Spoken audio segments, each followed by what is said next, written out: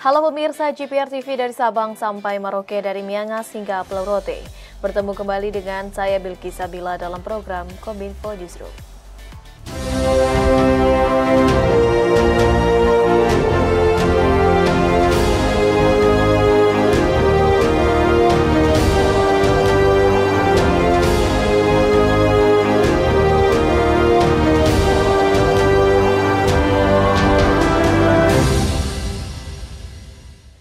Pemirsa, inilah Kominfo Newsroom selengkapnya.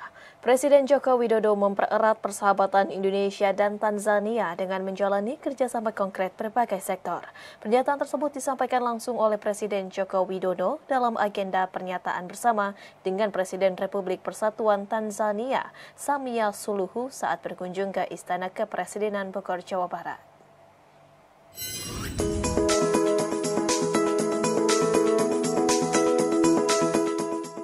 Presiden Joko Widodo menerima kunjungan kenegaraan Presiden Republik Persatuan Tanzania, Samia Suluhu Hassan, di Istana Kepresidenan Bogor, Jawa Barat. Kunjungan ini sebagai tindak lanjut dari kerjasama Indonesia-Tanzania sekaligus kunjungan balasan atas kunjungan Presiden Joko Widodo ke Tanzania pada Agustus 2023 lalu. Mengawali kegiatan pertemuan, Presiden Joko Widodo mengajak Presiden Republik Persatuan Tanzania, Samia Suluhu Hassan, untuk menanam pohon perdamaian yang diberi nama yakni Barringtonia asiatica. Penanaman pohon tersebut menjadi salah satu agenda rutin yang dilakukan Presiden Joko Widodo setiap menerima kunjungan kenegaraan kepala negara lain di Istana Bogor, serta sebagai simbol komitmen di antara kedua negara untuk melakukan aksi gerakan peduli lingkungan. Dalam pidatonya, Presiden Joko Widodo menyampaikan beberapa kerjasama konkret Indonesia-Tanzania dalam berbagai bidang, mulai dari sektor perdagangan, investasi, energi hijau, pembangunan, hingga menyamakan persepsi untuk mendukung perjuangan bangsa Palestina. Indonesia berkomitmen meningkatkan kerjasama, revitalisasi Farmers Agriculture and Rural Training Center di Morogoro, pelatihan SDM bidang migas dan pertanian, dan penerapan nasional single window system. Yang keempat, terkait kesehatan. Perusahaan farmasi Indonesia telah berkomitmen untuk memenuhi kebutuhan medis di Tanzania, sehingga telah saya sampaikan pentingnya penjajakan intensif antara BPOM Republik Indonesia dengan Tanzania Medicines and Medical Authority untuk percepatan registrasi produk farmasi. Terakhir, terkait situasi di Gaza, kedua negara memiliki kesamaan posisi dan akan terus berkoordinasi untuk mendukung perjuangan bangsa Palestina. Menteri Investasi atau Kepala Badan Koordinasi Penanaman Modal Bahlil Lahadalia mengatakan tidak akan melakukan penyesuaian target investasi pada tahun politik 2024 sebesar Rp1.650 triliun. Bahlil optimis target investasi tersebut akan tercapai meski investor cenderung wait and see menunggu hasil pemilu 2024. Presiden Joko Widodo memasang target realisasi investasi yang cukup tinggi pada tahun 2024 sebesar Rp1.650 triliun. Angka ini meningkat 17,85% jika dibandingkan dengan target investasi tahun 2023, yakni sebesar Rp1.400 triliun. Menteri Investasi atau Kepala BKPM Bahlil Lahadalia dalam konferensi pers paparan realisasi investasi tahun 2023 mengatakan tidak akan melakukan penyesuaian target investasi pada tahun politik 2024 yang sebesar Rp1.650 triliun.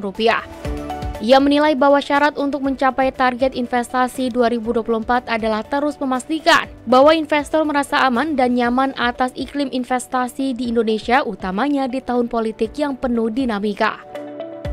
Jadi begitu ada perintah dari Pak Presiden, Rp1.650 triliun tahun ini, maka saya dengan tim, bukan saya yang kerja, tim ini yang kerja ini tim ini, DPMPTSP yang hebat ini. Setelah kami rakor kemarin, mereka katakan bahwa akan tetap tidak melakukan penyesuaian target. Syaratnya cuma satu, dalam pemilu ini jangan terlalu baku fitnah. Jangan terlalu menjatuhkan negara kita supaya stabil. Bahlil menyebut pada tahun ini pihaknya akan tetap fokus menggenjot investasi di sektor infrastruktur, jasa, dan hilirisasi. Khusus investasi hilirisasi, ia menargetkan investasi di sektor tersebut pada tahun 2024 bisa berkontribusi 45 hingga 50% dari total investasi. Adapun saat ini realisasi investasi di sektor hilirisasi telah mencapai hampir 40% dari total investasi. Jadi dihilirisasi tapi diperluas, tidak di pertambangan aja, kita sudah mulai perluas karena calon-calon investornya juga udah mulai kelihatan. Kementerian Investasi atau BKPM sudah memetakan perluasan cakupan hilirisasi industri di 8 sektor, yakni mineral, batubara, minyak bumi, gas bumi, perkebunan, kelautan, perikanan, dan kehutanan. Terdapat 21 komoditas dari 8 sektor prioritas hilirisasi dengan potensi investasi sebesar 545,3 miliar dolar Amerika Serikat, setara dengan 8.200 triliun rupiah dengan kurs 15.200 rupiah per dolar Amerika Serikat sepanjang 2023 hingga 2035. Menteri Pertanian Amran Sulaiman menargetkan peningkatan produksi pertanian dengan pemanfaatan teknologi. Hal tersebut disampaikan Mentan dalam kunjungan kerjanya dalam meninjau tanam padi IP 400 di Kabupaten Bantul, Yogyakarta.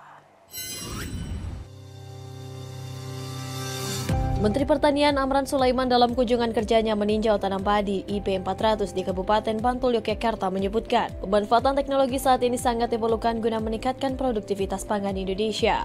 Mentan menyebut saat ini daerah istimewa Yogyakarta memiliki langkah yang baik dalam mensukseskan peningkatan produktivitas pertanian dengan cara penggunaan metode IP 400. Penggunaan benih unggul yang berkualitas yang diikuti dengan penerapan teknologi tentunya akan memberikan hasil produksi tanaman pangan dan mendukung swasembada nasional.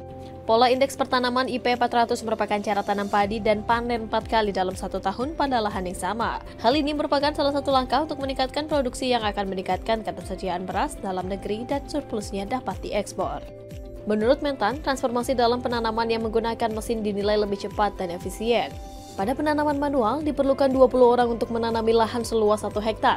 Namun dengan menggunakan alat yang canggih seperti yang dilakukan di daerah Yogyakarta ini, hanya diperlukan 1 orang saja. Selain itu, penanaman secara manual dapat mengakibatkan berkurangnya hasil produksi 10 hingga 20%. Sedangkan apabila menggunakan mesin, biaya tanam bisa turun 50 sampai dengan 60% dan pertumbuhan padi akan merata. Saya ulangi, transformasi pertanian tradisional menjadi pertanian modern. Nah, kita bisa bersaing dengan negara lain dengan bertransformasi. Nah, apa tujuannya? Yang pertama, tanam menggunakan alat tadi. Itu kalau manual pakai tangan itu menggunakan 20 orang per hektar. Kalau dengan yang tadi alat tanam tadi kita gunakan itu hanya menggunakan 1 orang. Nah, kalau menggunakan 1 orang artinya kita efisien. Biaya tanam bisa turun sampai 60%. Kemudian pertumbuhannya nanti merata. Pemerintah melalui Direktorat Jenderal Cipta Karya Kementerian PUPR mengatakan, instruksi Presiden mengenai air minum dan sanitasi diharapkan dapat diterbitkan pada tahun 2024. Inpres tersebut bertujuan untuk mempercepat penyediaan layanan air minum berperpipaan dengan sambungan ke rumah bagi masyarakat. Kementerian Pekerjaan Umum dan Perumahan Rakyat melalui Direktorat Jenderal Cipta Karya mengungkapkan instruksi Presiden atau Inpres Air Minum dan Sanitasi ditargetkan dapat terbit pada tahun 2024.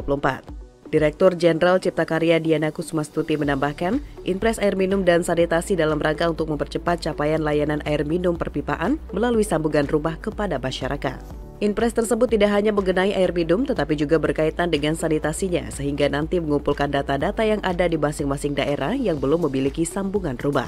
Dengan demikian, pembangunan sambungan rumah kepada masyarakat tersebut dibiayai oleh Inpres.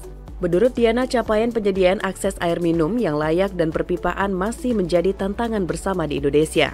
Akses air minum layak saat ini baru mencapai 91,08%, sedangkan akses air minum aman masih 11,8%. Inpres tentang air minum dan sanitasi merupakan salah satu fokus program Kementerian PUPR pada tahun 2024 untuk melaksanakan pembangunan infrastruktur yang menjadi direktif Presiden Republik Indonesia dan instruksi Presiden, yakni Inpres Jalan Daerah dan Inpres Air Minum dan Sanitasi. Nah, di dalam Inpres air minum ini tidak hanya air minum, tapi juga sanitasinya. Sehingga di sini kami nanti akan mengumpulkan data-data tunggu yang ada di masing-masing daerah yang belum ada SR-nya, sehingga SR itu nanti akan dibiayai dengan Inpres. Nah, ini hanya 2004 saja. Misalnya sudah ditandatangani atau diparaf beberapa menteri dan saat ini posisinya ada di Sekretariat Negara dan mudah-mudahan nanti akan segera dikeluarkan dan kita nanti akan laksanakan Inpres tersebut di tahun 2024. Pemirsa tetaplah bersama kami karena usai jeda kami akan kembali dengan informasi lainnya.